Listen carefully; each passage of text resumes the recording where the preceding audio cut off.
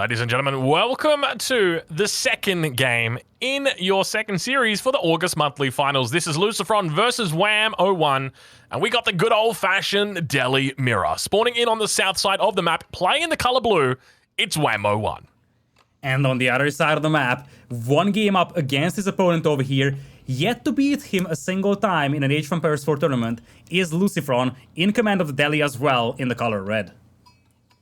All right, well, we got ourselves a classic matchup here, a Delhi mirror, something that you would have seen a few months ago, but it's been a very rare sight in recent times. So let's talk a little bit about this map and about why Delhi might be particularly popular here. So first and foremost, you got yourself a safe, sacred site in the corner. No one's going to be taking that bad boy away from you. It's all yours to keep. It means that everyone just gets to fight over that middle one. So you get a hold of that one and you can pretty much win. Exactly, there's a lot of predictability when it comes to the sacred site spawns. So, unlike, let's say, Lipany, where the sacred sites can have a wacky spawn depending on how many clips you have, it's very predictable in high view. You know that there is going to be two corners with one sacred site each, and then the third one exactly in between those two. So, the sacred sites are always equidistant from one another, and also very predictable to be in one of the corners. All right, well, we do have a little bit of difference between these guys. We got Lucifron opening up with a 2-scout opening, whereas Wam just going with the single scout, the solo scout. When it comes to their buildings that are under construction, it seems like everything on par with each other. Moving out to drop down that gold mine now. Wam he's got a lot of villagers heading out in that direction, though. Yeah, it looks like it. We shall see if there is any deviation in the build orders of the two. Looks like it is a mill opening here for Lucifron, and on the other side, as you said, quite a few villagers moving out here, although the travel distance is actually quite big. This gold mine is far away from the TC. Yeah, indeed it is. And it looks like it was just gold villagers that, or rather wood villagers that moved over towards gold, rather than going for some sort of build order the way Lucifron is, where it's like, we're gonna move 2 to wood, and then we're gonna rally 3 to gold. He's just like, I'm just going to pull my vills from wood to gold. So, interesting decision, because obviously there's a little bit more walking time in that. A little less efficiency, but I guess for a Delhi opening, something that you kind of expect. They don't have a particularly easy opening the way it used to be. They have had a number of nerfs, reducing their powerful start over the patches. I remember the -50 that came in and hit them pretty hard. Indeed, there were quite a lot of changes, and the Delhi is not that powerhouse in feudal age as it used to be. It is still powerful, but if you compare it to the good old school Delhi that just destroyed everything in feudal age, it's no longer that. You're much more dependent on optimization, much more dependent on actually controlling those sacred sites, and to a certain extent even the control of your army, because you can no longer just flood units out, because your flood is not as good as it used to be. Well, we've got our first landmark coming down. It's going to be Wam going up with I'm going to go with the Dome of the Faith. I can only assume it's the Dome of the Faith. You'd be crazy to do anything different. Indeed, it is the Dome of the Faith coming down for him. But we'll check in over on the other side of the map as Lucifron about to cross that 200 gold threshold. And there it is. Boring, but safe. No Tower of Victories today, but understandable. All right, well, where do we go from here? As I mentioned, Lucifron did a 2-scout opening. So are we able to take a look and see what's the sheep difference here between these two guys? Yeah, that would be an interesting point. It looks like this scholar is actually being pulled here to heal the villagers, so Lucifron trying to capitalize on the extra scout. That also puts him behind when it comes to villager count for a time being, and it also makes it a little faster to feudal for Wam. And I honestly think this is better for Wam. He's gonna need a second scout on this map because you need vision above all in that stealth forest. But I think it's better to go feudal first and then use the stable for the second scout instead of the Dark Age one, unless you really missed out on a lot of sheep, which is something that Vodka didn't show us just yet. Yeah, well, we'll have to see exactly how many sheep there were, but yeah, this map is notoriously one that people do not like, and there is a very good reason, and that is because, so there we go. Then, look at that. 13 and 3. 13 and 3 for Lucifron. Compared that to the 2 and 6 for Wam. So, hey, looking at those numbers, 16. Yeah, you'd probably want to go for a second scout, wouldn't you? I guess it depends on how efficient you are with the first one. You can justify Wam saying that he likes the timing more than having a couple of extra sheep, because he probably wants to live off berries and just snowball the game, gain map control, take the berries instead of focusing a lot on the sheep. it really depends on how aggressive Wam can be and how he can leverage this timing that he has had. Looks like he's opening with Spearman for the time being, likely working his way towards the sacred sites to wall them in. Yeah, and we can see the response over on the other side from Lucifron. It's going to be archers. So dropping down that archery range already, and now we see a stable coming out from Wam in response. It's that classic case of, well, you make A, I'll make B. You make B, well, I'll make C. It's always about that counter. I remember watching some games where you'd see both players with scouts in each other's bases, and you'd have a production building get dropped down, and then the opponent would respond to it, and then they would cancel, and then go for the other one that counters them, and then that person would cancel. It would just be people just canceling buildings non-stop. And this puts Wam's one scout build into a different context. That is the fact that, indeed, if you think about it, by him being a little faster to feudal age, he's essentially the one deciding what to start with, and then Lucifron responds to that, so Wam can respond to that. So he's kind of the tempo setter when it comes to the unit compositions because he has had the better uptime. So it puts that one scout build into a slightly different context, and this could be valuable for Wam because if his unit comp is better than the one that we have from Lucifron at the beginning of feudal, that one scout build might be a lot more justified than initially looked. Yeah, definitely so. Now we begin to see the 1-1-1 coming through from Wam. He's also got his economic upgrades going at the same time. We also see the first blacksmith of the game. It's going to be belonging to Lucifron as he looks to get through +1 ranged attack for himself. So that'll be nice. We'll wait and see whether Wam does the same thing or whether he looks to go a bit more aggressive. But you suspect, or at least I do, the greedy opening from Lucifron should pay off a little bit better in the long run. Yeah, in the long run, it's gonna pay off well. Right now, you see Wam is just working his way towards those walls on the sacred sites. And the key thing for him here is that, as you said, he's gonna be falling behind in the blacksmith upgrades because he's yet to start building a blacksmith. But there is a big factor here. Look at the army right now of Lucifron. It's slow, and you have to push through a stealth forest, whereas on the other side, you have mobility, and that is going to be put to use here by Wam. Yeah, he does a good job of forcing those villagers back, at least at the moment. Just a little bit of idle time. Draws a bit of APM over here as well, but the spears are out in force. Remember, he's got the scholar back home inside that barracks as well, just pumping out spearmen non-stop. But now the wall's almost completed over on the west side. Beautiful little counter walls. It's not something that I expected to see coming out. Sort of, this is a position that Wam could very easily translate into a strong victory around the 13-14 minute mark. But for the moment, Lucifron looks to continue defending. It's just got that immobile composition. And this is good for Wam. You see, he's confining Lucifron into his base. Lucifron can't really move out. Oh, he could even lose the scout. That would be big. Losing one of those scouts will limit the vision of Lucifron so much. And indeed, that scout is going to get picked off by the horseman. Value is massive here for Wam. And I guess we have the answer to the question we discussed before the game, whether there's going to be any mental impact on Wam for losing that long and grindy previous game. The answer seems to be no. He's playing with just as much confidence as he played in the previous game. Agreed. He's looking good. He's looking very strong. And beginning to take the sacred site of his enemy first. So that's going to be the first contention point. It's completely walled in as well. And typically, as I mentioned in the beginning, you'd expect that both sides of the coin would be given to each player on their corners. So you'd expect that Lucifron would be able to capture his own site. Wam would be able to capture his own site. But that's not been the case. In fact, Wam has captured Lucifron's site first.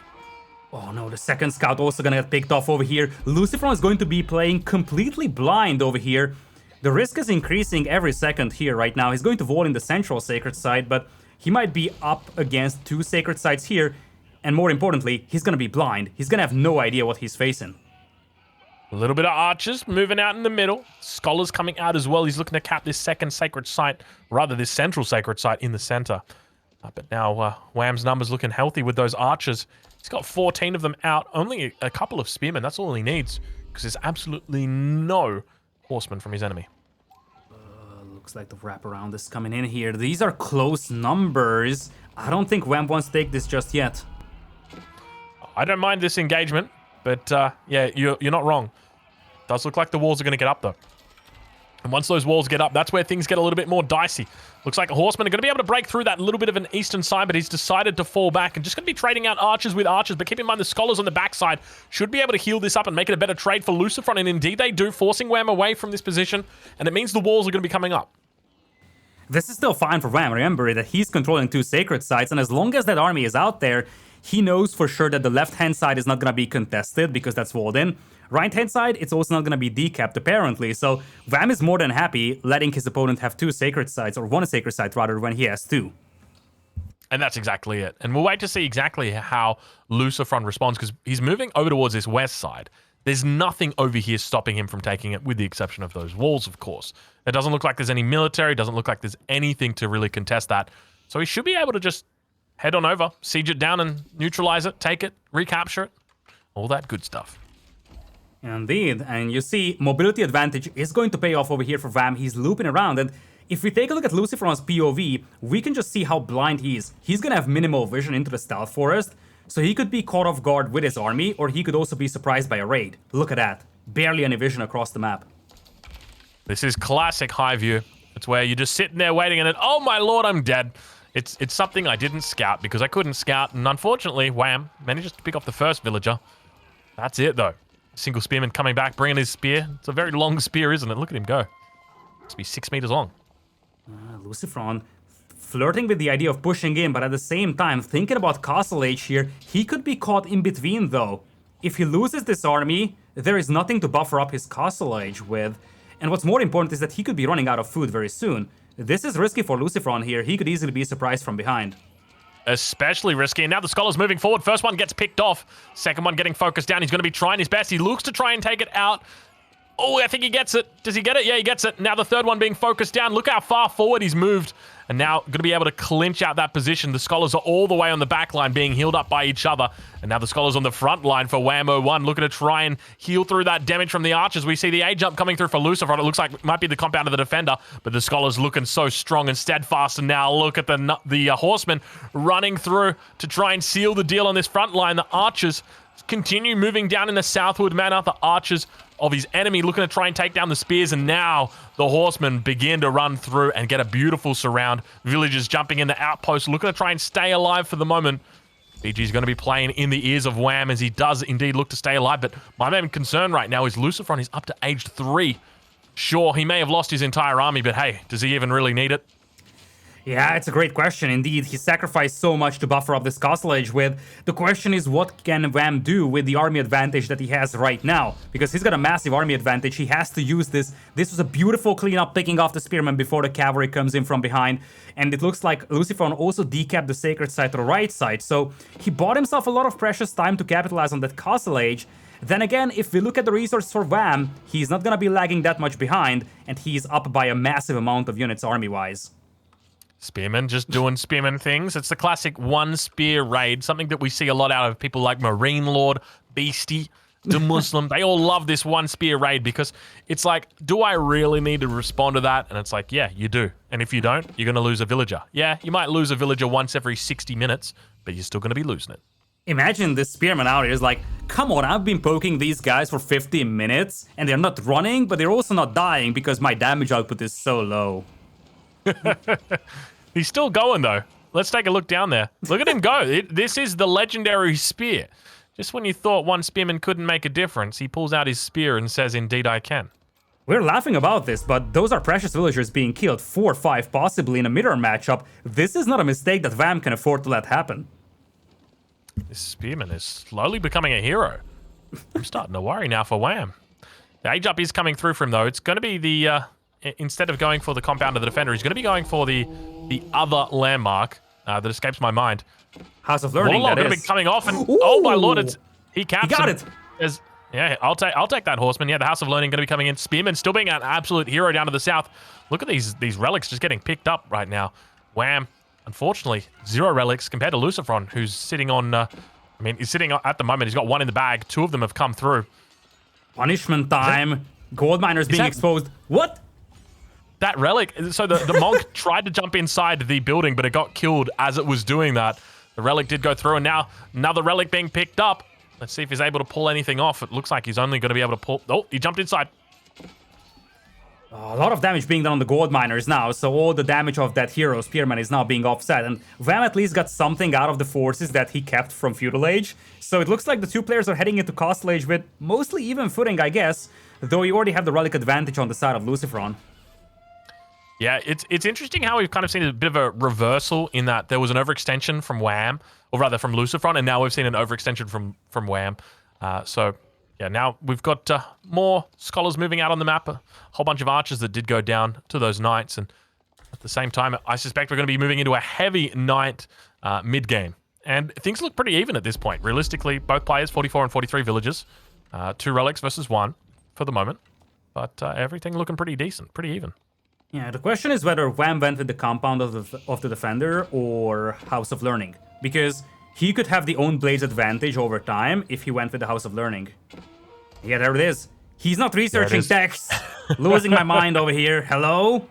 It's the classic Wam special. Yes, Wam and Puppy Paw notorious for failing to do their techs, and we can see that he's actually not getting any of those tier 2 upgrades. Actually, I take it back. He is getting tier 2 ranged armor. That is it. Good raids on the gold miners over here. Quite a lot of idle time. Sacrificing 2 lancers in the process, though.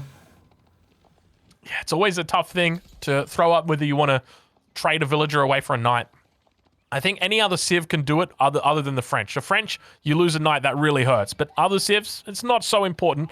But things not looking good right now for Wam, as more villagers going to be going down on that western flank. He's got that central sacred site as well. Lucifron looking pretty decent in this second game. Yeah, exactly. Lucifron is able to hit a little bit better targets right now, able to expose those food ecos that Wam has all across the map, and it's starting to pay. Like, look at that. The food that Wam has available is non-existent. He's down to 1 food, a lot of villagers being idle, and that's going to show in the knight numbers. Although the lancer numbers are there for Wam, but he needs to do something with those because he's falling behind an eco now. He's got 12 lancers out at the moment. He's going to be able to pick up a good decent amount of charges there and able to take out both of the lancers, able to re-establish himself on that berry patch. But my main concern is just going to be with the lack of upgrades. Take a look at this that's coming through from Wam. Right now, there's nothing in the way of those upgrades. Meanwhile, Lucifron, he's remembered everything. He's still upgrading like a madman. Finally, there he goes. Wam does indeed remember, but he's still forgotten about, you know, there's no... Oh, is that a second TC? Yeah. Second TC in an Abbasid, or rather in a Deli mirror? I don't believe my eyes. No risk it, no biscuit, but both sides are losing villagers here, so it makes sense for Lucifron. If he can hold against this one and use a second TC, he could have a nice eco lead, but not by losing all the villagers on the food eco. He wasn't expecting those lancers, and he's going to be punished for that quite badly, or maybe not. Villagers actually being rather swift escaping. Hold on a minute. More lancers coming in. They say, "G'day, fellas. How you doing?" They bring out their shivs and look for a little bit of a stabby stab. But fortunately, there's a couple of spearmen here. Crossbows on the back line, looking to try and hold on as well. But the knight numbers are looking decent for Wam. He's looking to overwhelm his enemy. And if those villagers really do intend to stay, then I unfortunately have bad news for them. And that's that the knights never got the message to leave the party. And now Lucifron going to be slowly but steadily falling back. This is an absolute massacre. What is going on in this game? This is looking more and more like a French mirror from 2021. Exactly. It's the same thing. High mobility, high value units, the lancers, and the villagers are just getting picked off over and over again. The stealth forest just hiding those lancers until the last moment, and the players, they just can't keep track of all the lancers that are roaming the map, losing villagers after villagers, and Lucifron is at the wrong edge of this one. Look at that. Down to 36 eco, 25 being idle. These lancers are paying for their price. Wam knocks out Lucifron in game number 2 here with some swift raids, really. That was insane. There were so many raids going around, I couldn't keep track of it, and there's no surprise that Lucifron couldn't either. He taps out a very quick, good game in that one. I mean, I said it's going to be either a 15-minute game or it's going to be a 55-minute game, and we got the 15-minute game that one there, Ludicor, but that was a very swift defeat from Lucifron. So unfortunately, he does go out in that second game. Exactly, small difference is really paying off. And for a long time, it seemed like Lucifron was gonna grind down the eco of Wam, but in the end, that expansion to the hunt that Lucifron had, even though there was a second town center nearby to help defend, Wam just had better knight numbers and just kept charging in, picked off so many villagers. You see, that definite decline in the military numbers, but it's also the eco that has been so heavily damaged here on the side of Lucifron. Wam, playing with confidence, secures game number 2 for himself. And with that, now we are even Steven going into game number